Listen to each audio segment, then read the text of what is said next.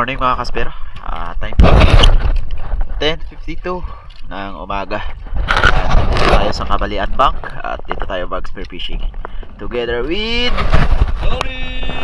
Yo from Israel. Israel. So big shout out to the Spear of Israel. Welcome to the Boracay. Thank you very much. Okay, let's go dive. Let's go diving. Hope we can catch a big fish today. Okay, let's go. Let's go. Bago ang lahat, nais ko lang po kayong batiin ng Happy New Year sa ating mga solid subscriber, sa ating mga kasperos, and then sa ating mga family and friends and loved ones. Siyempre, Happy New Year and God bless us all. So, pumunta kami dito sa spot at ito yung nakita natin kaagad. Isang malaking unicorn. Kasi binalikan namin ni Master Danny kung saan kami nakapana ng mga maraming unicorn. Ngunit eto, medyo mailap na sila. Gawa ng medyo marami na kami dito na nagda-dive, kaya yun, nagsialisan. Kaya umahon muna ako. Total, hindi pa naman tayo nakapag-warm up ng masyado, kaya hindi ko muna siya hinabol. Hinayaan ko na lang siya mga kaspero and back to the surface para magpahinga. After natin makapag-retrieve sa itaas at nakapagpahinga na tayo ng maayos, bumalik ako kung saan ko nakita yung mga malalaking unicorn. Kaya yung ginawa ko, nag-ambush ako dito at naghintay. Dahil nandyan lang sila sa paligid mga kaspero. Kaya tinitingnan ko kung saan sila nakapwesto. At tamang-tama, paglingon ko doon sa may gilid na part, nandun pala sila at marami mga kaspero. Kaya hindi na ako nagdalawang isip na tirahin yung isa dito dahil malaki na rin. Maabot ito ng 2.5 kilos. At ito yung buhay na mano natin sa araw na ito. At nung tinira natin, sa pool naman mga kaspero, mas pinili pa natin kung saan yung mas malayo. Meron nang malapit, pero dun pa rin tayo sa malayo para yung shooting line natin hindi nasasabit sa bato. Kaya ito na yung first fish of the day natin, isang malaking unicorn fish.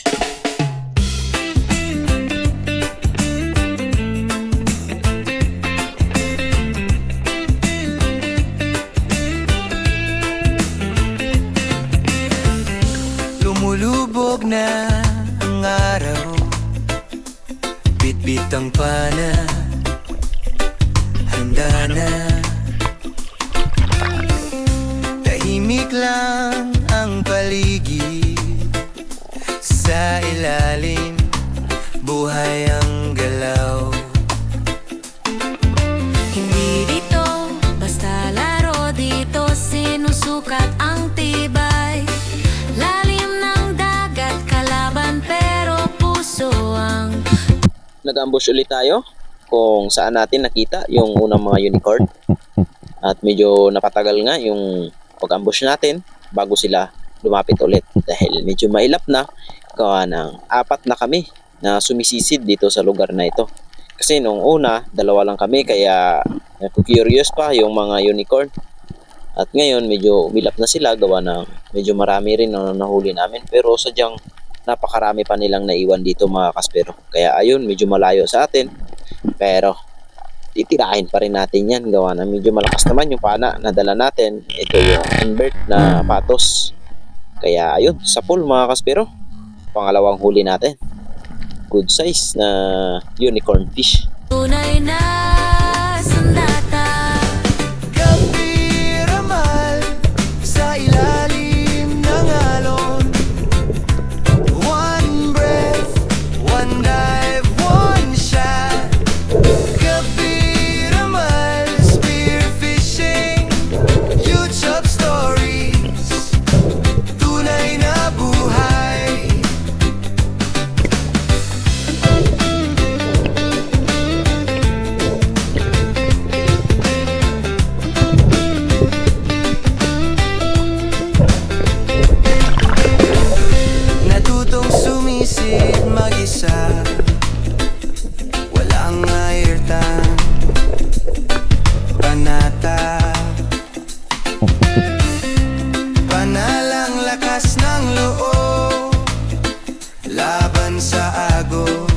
Siyempre, same spot. Dagdagan natin yung mga unicorn bago tayo lumipat ng ibang spot. Dahil ito, 3 na lang yung nagpakita sa atin at medyo mailap na. Kaya tinira ko na kahit medyo malayo. Pero tinamaan pa rin.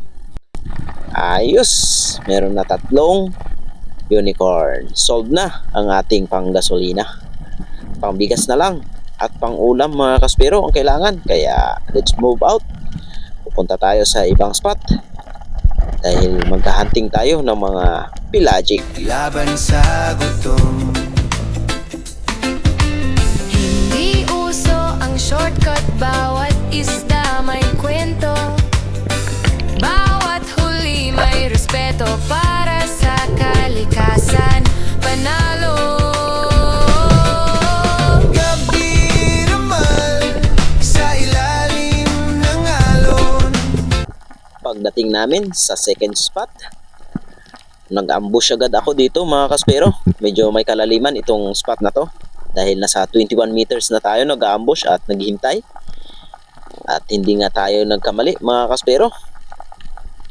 Yung hinahanap natin na pelagic nandito lang pala. Kaya ayan o, isang malaking talakitok or giant trevally. Sapul na sapul mga kaspero.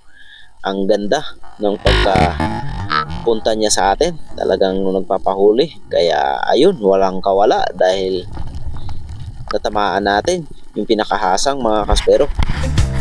One breath, one dive, one shot. Gabi naman, spear fishing, YouTube stories, tunay na buhay. Hindi lang vlog, may saysay, tradisyon ay binubuhay. Mula lolo hanggang ngayon, pamanay binabantayan.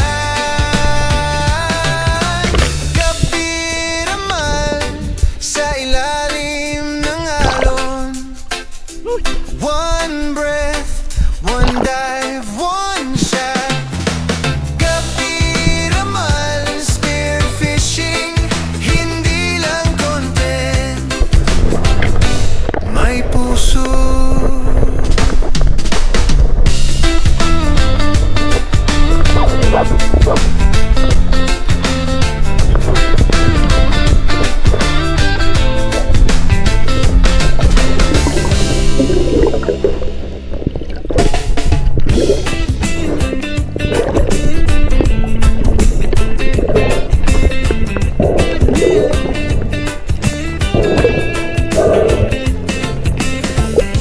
Lumulubog na ang araw, bitbit ang pana, handa na.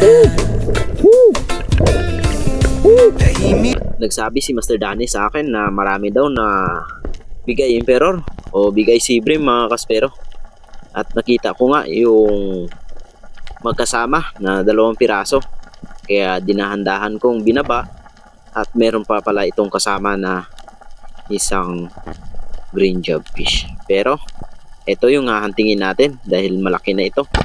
At tinira ko na habang nakatingin pa sa atin. At ayun, ganda ng pagkatama natin. Tinamaan sa ulo mga kaspero. Ngunit hindi tumagos yung shaft natin or yung flapper, gawa ng matigas yung ulo ng bigay si Ibrim na ito. Pero hindi siya makakawala.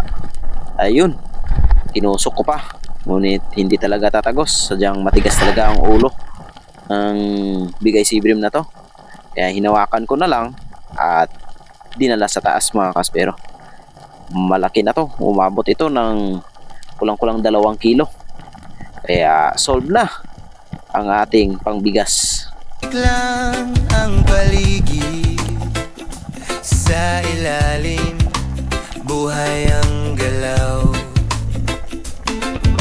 Hindi dito basta laro, dito sinusukat ang tibay. Lalim ng dagat kalaban, pero puso ang tunay na sandata. Gabi ramal sa ilalim ng alon. One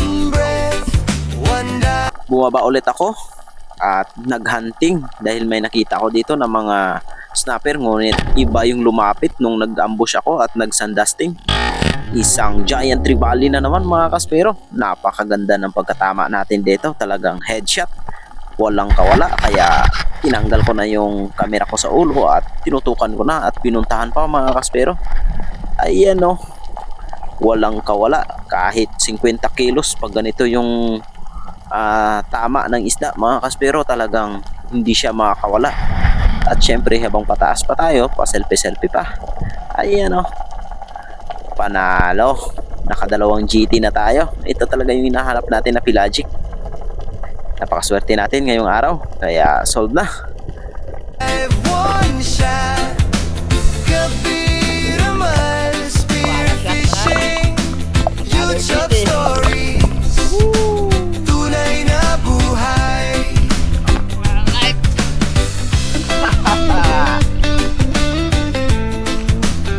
Wala na shot!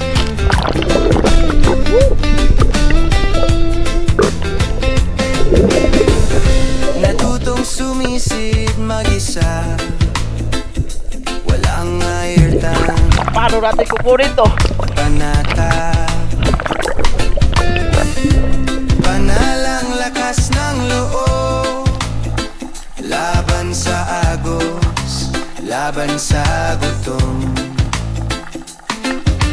Hindi uso ang short Eto na mga kaspero, yung hinahunting natin na one dot snapper dahil sobrang ilap.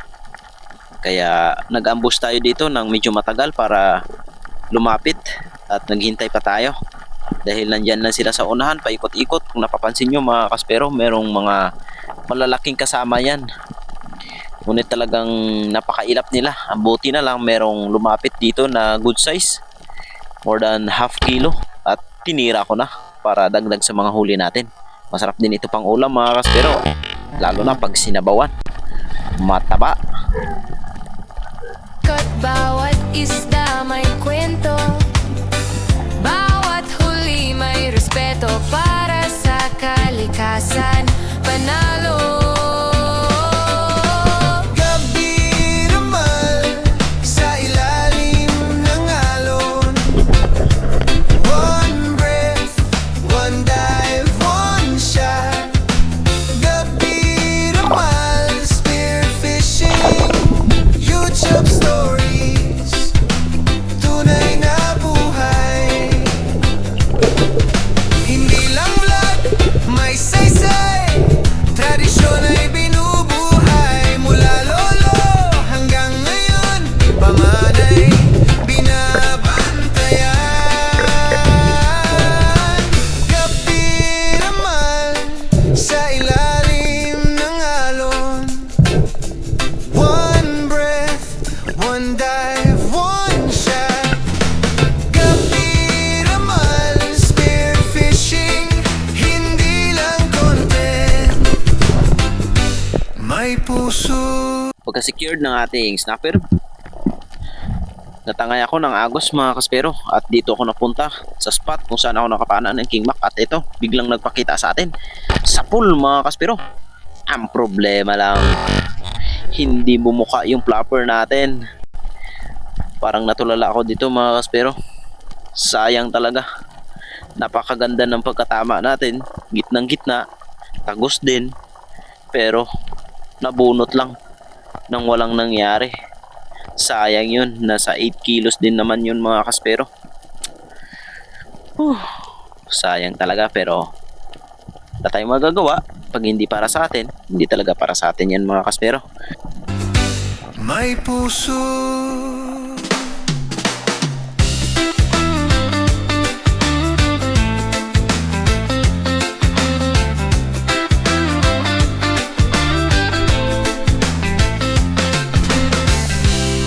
Bumaba ulit ako mga kaspero dito lang sa unahan kung saan natin napana yung King Mac.